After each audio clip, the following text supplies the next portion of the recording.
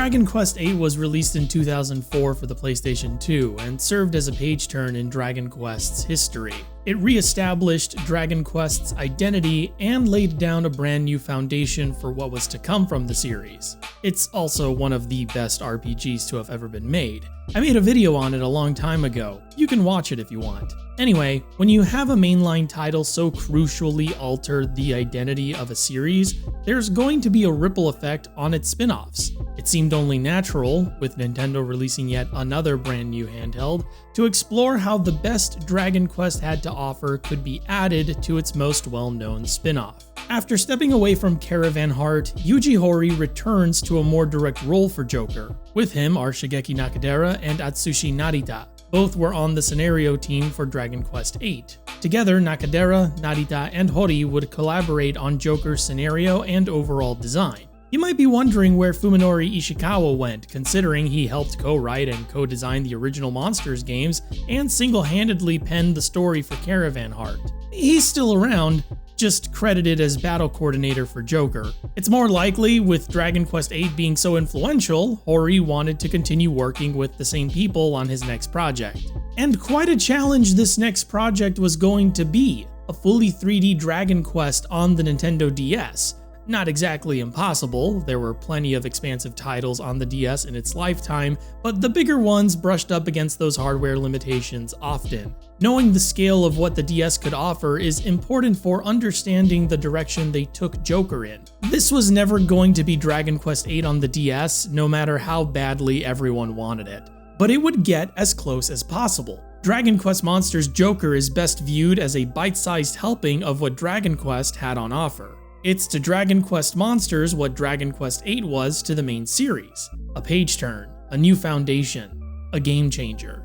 So don't be surprised to hear it's the origin of one of Dragon Quest's most influential gameplay changes to date, and introduced fresh, instantly classic ideas into the Monsters formula. Joker's story is a small, compartmentalized adventure. By participating in the Monster Scout Challenge, you meet a peculiar monster seeking out ancient shrines on the various islands inside the Green Bay Archipelago. Your interests align, and you form a mutual partnership. Help the monster obtain power from each shrine, and it'll help you find the Darkonium crystals you need to progress in the Scout Challenge. So yeah, we're back to another MacGuffin hunt in Joker, but this time it's a little bit different. Reflecting the hardware it was made on, Joker is pocket-sized, from its level design right down to its spunky-looking protagonist. Each of the islands you'll need to visit on your journey resembles something out of a toy box. The areas are small, but dense with items and winding paths. They're almost built in a spire shape, narrowing the higher or deeper you go.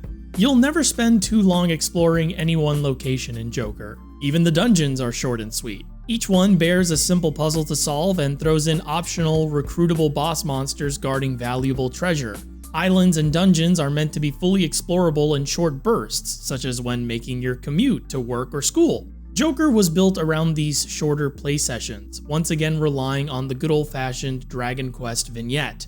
Every island was another episode in a series you were playing through. Yet, despite progress being simple and swift, Joker's overall pace mimics the slow crawl of Dragon Quest Monsters' Caravan Heart. Monsters gain levels at slower rates, battles sometimes feel like they move in slow motion, and generally speaking, monster breeding is just as few and far between. But whereas Caravan Heart attempted to be expansive and utilized larger dungeons and spaces, Joker better complements the slow growth rates it has. Even though level gains can be stagnant, the quick progress you make through each area more than makes up for it.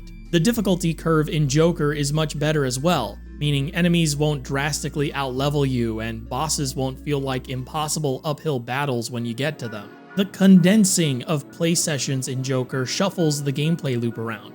You're more likely to fuse after boss battles in Joker. Instead of having to fuse monsters together and grind them up to get over a boss fight, monster fusion and the subsequent raising of said monsters becomes a reward for a job well done. Very different from treating monster breeding as a solution to a bottleneck. This makes training new monsters part of exploring the next area, which naturally levels them up in time for the next boss battle. And you'll be doing a lot of training because Dragon Quest Monsters Joker dared to remove random encounters in favor of running into enemies on the map. The removal of random encounters in Joker holds historic significance to Dragon Quest as a whole. After Joker, every Dragon Quest will forego random encounters. The removal of random encounters completely changes the feel of a Dragon Quest title. Enemies on screen are a lot more inviting to engage than stumbling into a random encounter when you least desire it. You're more likely to fight more battles when the onus of leveling up and maintaining your party's levels is directly in your hands. Essentially, the player is given more control, more interaction, and decision-making in their playthrough, and this expansion of player agency is the core focus of Joker's gameplay. Joker, utilizing a slower pace in positive ways, permeates throughout its construction and really showcases how an RPG doesn't have to be fast-paced in order to be gratifying. To me, this is how Hori and his team chose to honor the efforts made in Caravan Heart, by building a title centered around short but dense sessions of gameplay. Removing random encounters is the first step. Removing random monster recruiting is the second. Instead of crossing your fingers and hoping the monster you're trying to recruit joins your party at the end of a battle, you now have to go out of your way to scout the monster. By activating your scout ring in battle, your party will create a display of force to convince the monster you're scouting to join your team. This display of force is directly influenced by your monster's attack power. What this means is, you can cast spells to double that attack power or psych up your monsters ahead of time in order to make your scouting more likely to succeed. Scouting is way better than random taming. Collecting monsters goes from a complete random chance to something players can influence. Something players need to actualize in order for it to happen. It forces them to choose between giving their monsters experience versus capturing the monster they're fighting and then survive long enough to successfully scout it. Scouting is a great change to the monsters formula, and it highlights the strength of Joker's combat system. Battles are now rich with interactive elements. Players have more power and flexibility in battles. For example, being able to use items and still give orders makes items easier to use. Ironically, giving players more freedom strengthens the importance of secondary elements pushed to the side by more urgent mechanics. In previous Monsters games, items took a back seat because giving direct orders was more imperative. Between using an item and giving orders, you're more likely to do the latter, and you start to care less about what's in your inventory because there wasn't a guarantee you'd even have a moment to use it. The need to steer the battle in a better direction for your monsters was too great, and most times a monster's healing spell was going to be more effective than one of your items anyway. But with these changes, using an item can free up your healing monster's turn so you can ask it to raise everyone's defense with Kabuff, or supplement their healing with a healing item of your own. More interaction, more choices to make. Joker keeps the ball rolling on its mission statement by making the monsters themselves more interactive. Previously, players had to breed skills into their monsters by leveling up specific monsters who learned those skills and then selecting them as parents for the breeding process. While it was a simple system, it was also pretty restrictive. Monsters could only have so many moves available to them, and you never really knew what kind of new skills they were going to learn on level up. Caravan Heart had less of this problem, but the unknowns of what skills a monster would learn and when were still an annoying aspect of reforming. The crux of the issue is, it's hard to plan out your breeding or reforming in meaningful ways if you're not sure what abilities a monster was actually going to end up with or how long it would take to learn them. Joker takes a page out of Dragon Quest VIII's playbook by incorporating the skill point system. Instead of learning skills on level up, monsters gain skill points you can deposit into various skill trees they possess. These skill trees grant them abilities once the skill points pass a certain threshold. This gives players maximum control over the monsters' development. A heal slime, for example, could have skill trees for healing and offensive magic respectively, and the player can decide whether they want to build their heal slime as a traditional healer, glass cannon mage, or a mixture of both. They can decide for themselves what the growth of their monster is going to be. There's a huge amount of flexibility in Joker's skill point system, to the point where no one monster is ever going to look the same from one player to the next. No one's playstyles are going to match up evenly, and that personalizes each and every playthrough to a ludicrous degree. And this is without accounting for the fundamental differences in the way Joker breeds monsters. Monsters don't breed in Joker, they synthesize. Monsters of opposing polarization can fuse together into a new, more powerful monster. You then select 3 skill trees for the new monster to possess, including the inherited skill trees of the parents. Those inherited skill trees carry over some of their skill points, and this means new monsters don't have to start from a completely blank set of abilities. What does this do for gameplay? Well, your party's roles can be maintained despite their level resetting to 1. Your healer can remain your healer. Your Metal Slime Hunter can keep their Metal Slash ability. Your Stat Buffer can keep their spells. Big deal, right? This was in the other Monsters games, just in different forms, but that's kind of the point. Because you have control over which skill trees to let the monster inherit, there's a give and take in Joker that's not present in the other Monsters games. You aren't just choosing which skills to keep, you're also choosing which skills to potentially learn. From the outset of synthesizing a monster, you already know what their move list is going to look like, and because you can only carry over 3 of the 6 and sometimes 7 or 8 skill trees available to a monster on synthesis, you're always losing out on entire categories of abilities. Wouldn't this be a bad thing? Not really, no, because it influences how you get to those higher tiered, stronger monsters through synthesis. It's no longer just about fusing the right monsters together to get one with good growth rates and traits. Now it's also about mixing and matching skill sets so you don't end up with redundant abilities and have a monster who's fully taking advantage of its stats and passive traits with abilities that match. Joker's monster synthesis pulls away from just trying to make a bigger, badder monster and encourages players to make smarter choices that might not result in flat, maximum damage output.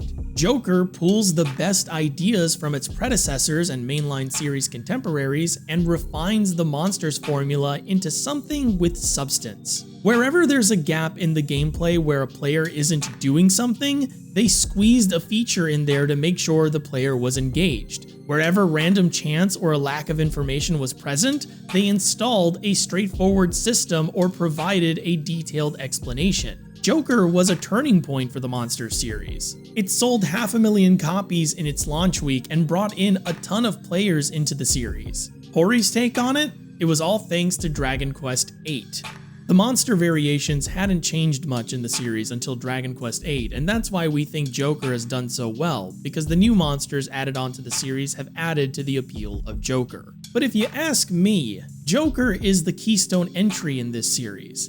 All of this, skill points, synthesis, and scouting, came together to produce a much-needed injection of longevity into Dragon Quest monsters. The original Monsters was short-lived fun. Its randomization was novel, its monster breeding unique, but it got old pretty quick. Monsters 2 might have improved on storytelling elements, but possessed a lot of 1's DNA. Only the most dedicated players were going to spend tens of hours breeding monsters over and over again without much input into the direction those monsters were going to go. Even fewer would put up with the painstaking act of recruiting duplicate monsters. Caravan Heart added complexity into monster breeding and battles, but in a lopsided, unbalanced way. It didn't use the added complexity to fill in the gaps, it kept it rooted in monsters' existing limitations and, if anything, made those gaps bigger. Looking at the timeline of releases, what Dragon Quest Monsters truly lacked was consistency in the face of player agency. What it needed more than anything else was an entry that shoved more to do into players' hands and gave them more to think about, and Joker excelled in doing this. Although, improvements like these take sacrifice. We have so many added features in Joker that it's hard to notice when older features are noticeably absent. We haven't really talked about the multiplayer aspects of the Monsters series in this retrospective, mostly because those multiplayer functions are more or less defunct now, and I can't force my friends to play video games for the show. but the multiplayer functions of previous Monsters games were part of their huge appeal. In Japan, Monsters tournaments were a thing, and people gathered at these events to play against one another or trade or breed, etc. The link cabling era of the Game Boy basically kept interest in Dragon Quest Monsters healthy from one entry to the next. So you can imagine the disappointment from die-hard fans when Joker was released with 0 multiplayer functions. At best, there was a way to fight other players as teams via download, but direct battles where both players were controlling their teams were missing. Adding to Joker's growing measurement of irony, implementing mechanics to increase the longevity of its tenure also required giving up its biggest attraction for long-term playthroughs. With all this personalization at their fingertips, it would have been a slam dunk to have multiplayer battles. Players could flex their monster builds at each other or encounter their own monsters built differently and get ideas from one another. Without multiplayer, the social aspect of Monsters was gone, along with a vital part of what makes Monsters monsters. It's one thing to compare each other's save file, but it's another entirely to be able to directly experience it through trading or battling.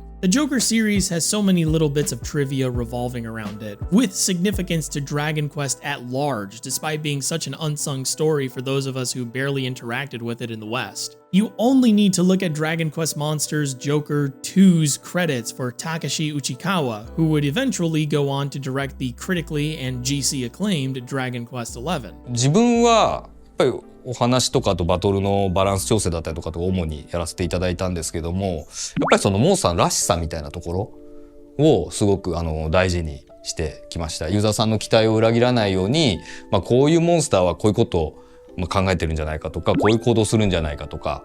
Uchikawa's presence here is a big deal. He's gone from scenario staff to a lead position, foreshadowing his eventual role as director, but it's where he's coming from that's important. After Joker, the Dragon Quest team went on to make Dragon Quest IX with Level 5. We won't get into Dragon Quest IX's development here, but I did make a video on the subject that you can watch. But what you should know is Level 5's work on Dragon Quest IX was probably a fantastic learning experience for the Dragon Quest team. Level 5 excelled at developing handheld titles for DS, and it's obvious a great deal was gleaned from working with them. This knowledge was put into practice for Dragon Quest Monsters Joker 2.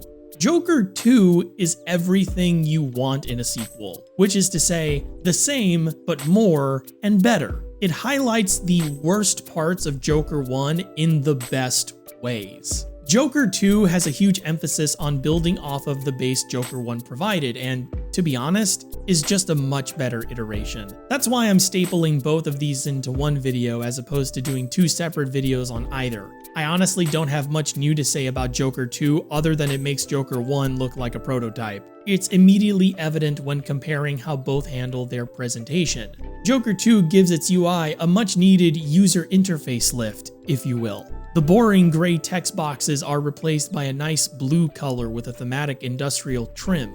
The battle HUD has been redone to make it easier to read, with large sprites and big arrows and buttons to make them easier to select on the DS touchscreen. And the main menu list was swapped out for an assortment of pictured tiles, allowing faster navigation and more functions. Joker 2's menus are also just faster to select through. Joker 1 has this annoying pause between every selection, and it slows you down every time you need to open your menu up for a quick heal. Joker 2 doesn't have this, and you'd think it wouldn't matter until you play both titles and realize how much time you've wasted awkwardly stumbling through Joker 1's menu. Quality of life is Joker 2's central appeal over Joker 1. It's evident by all the little improvements you find inside.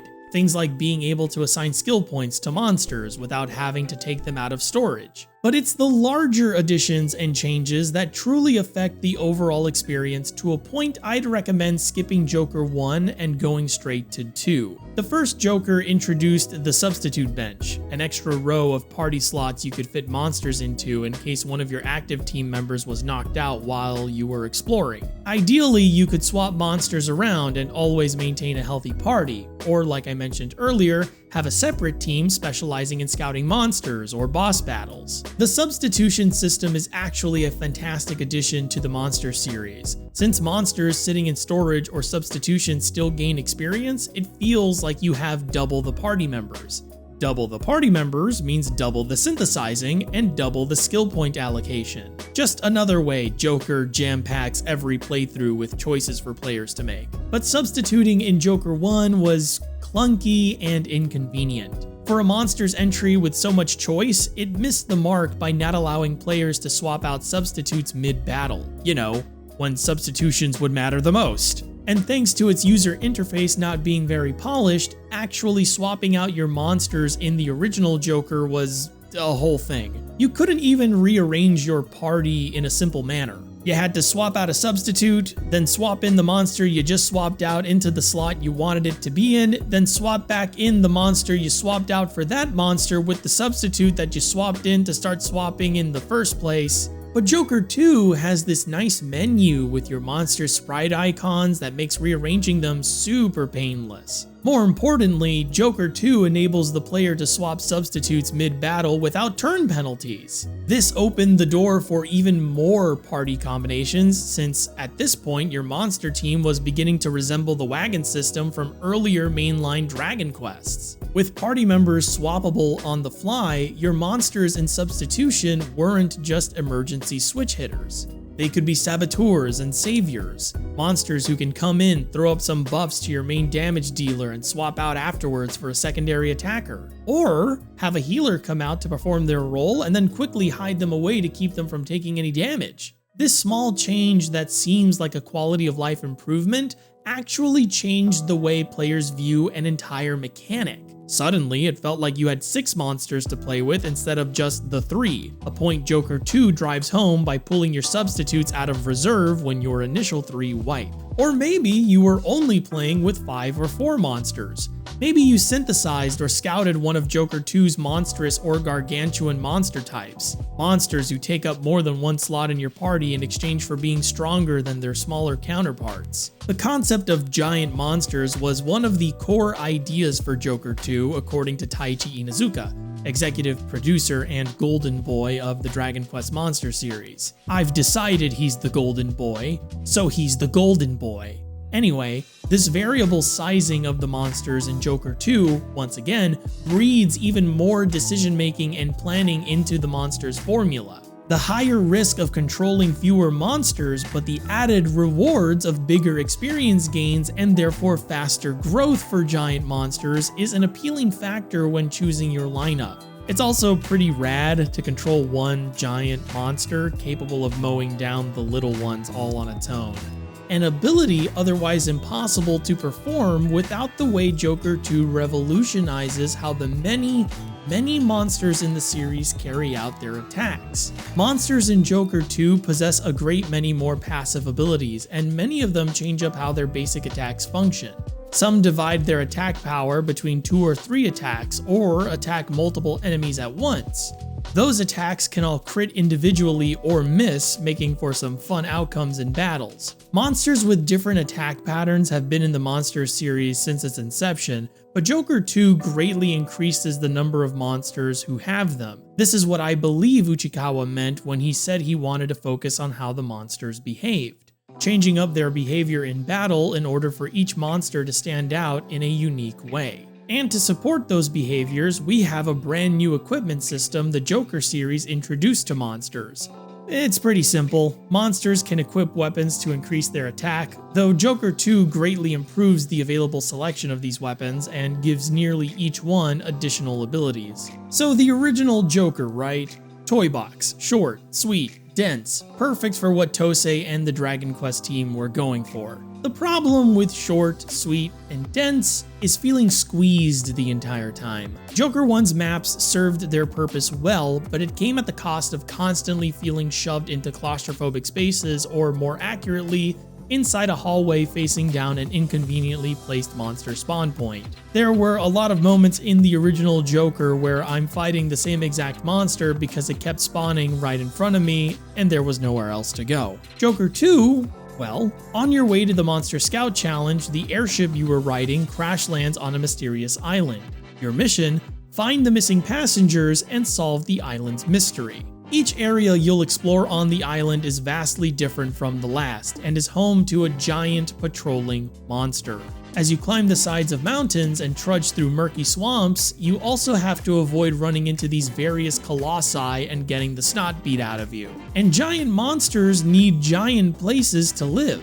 Levels in Joker 2 are much larger than in the original Joker, but because of the looming giant threat, and what I think is a slightly faster running speed, are a lot more fun to move through. The giant monsters provide a great sense of urgency to your exploration. Areas where they aren't present recondense themselves to mimic those of Joker 1. There's a good mix of wide open areas and small cramped spaces in Joker 2. Areas in Joker 1 were a little samey. They were all ruins. Island ruins, desert ruins, ruined ruins, jungle ruins, ruins all the way down. But Joker 2's environments, while still being the classic collection of video game biomes we're all used to seeing, were diverse in appearance and mechanically. Some areas required more vertical movement, others were flat plains with burrows to run into in case of giant monster attack. Add in a weather system that could affect the way players moved through them, and Joker 2 had a rather robust set of levels to get lost in. And it's easy to get lost in all of this and forget about Joker 2's course correction, the re-inclusion of player versus player battles. Backed by popular demand, but not necessarily an easy request to fulfill. In an interview with Silicon Era, Taichi Inuzuka spoke on the trouble multiplayer was giving during development of Joker 2, and why they didn't include multiplayer battles in the original Joker. The thing that made adding this feature difficult was the amount of time we had to spend checking it during development. Checking communication features during development is rough. Straightforward stuff, considering everything else they were pumping into the game. But with PvP back in the Monster series after its brief absence, Joker 2 provides a complete package to anyone interested in the Monster series. The complete package, honestly, defines both Joker 1 and 2 exceptionally well. Between the two of these entries, Dragon Quest Monsters was catapulted into stardom. Joker 2 sold over 1 million copies in 2 months of its release. Many of us in the West had our first exposure to monsters through Joker, and even today, people are still being introduced to monsters through Joker 1 and 2. It's easy to believe considering how many changes both of these titles made to the Monsters formula. Joker revitalized what had been a series in need of direction. It gave monsters a strong sense of identity and clicked into place a lot of pieces previously loosely assembled. Every Monsters title after Joker 1 and 2 will go on to resemble them, but it'll be interesting to see how they play with this new and improved foundation. I don't know about you, but usually if I find a better way to create something, I like to take a look back at what I've already made and see if I can remake it using what I know now. It seems Hori, the Dragon Quest team, and Tosei Software all share that tendency, because that's exactly what they decided to do. And who knows? Oh wait, we'll know next time on Questrospective.